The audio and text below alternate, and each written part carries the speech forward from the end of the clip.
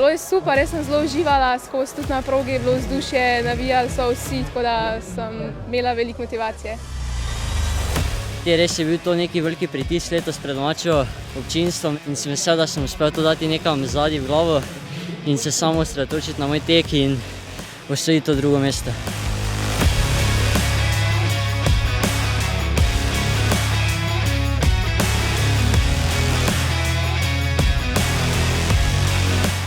V bistvu sem šla brez skrbi, želela sem pač najboljše borbe prikazati, če pa daš vse od sebe, pa ti medalja ne more spodleteti.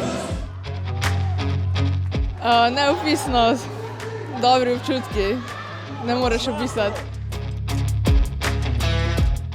Prvo je to, da moraš verjeti v svojo igro in to ti v bistvu vedno pomaga v težkih trenutkih, tako da je pomembno, da zaupaš vase, da verjameš v svoje sposobnosti.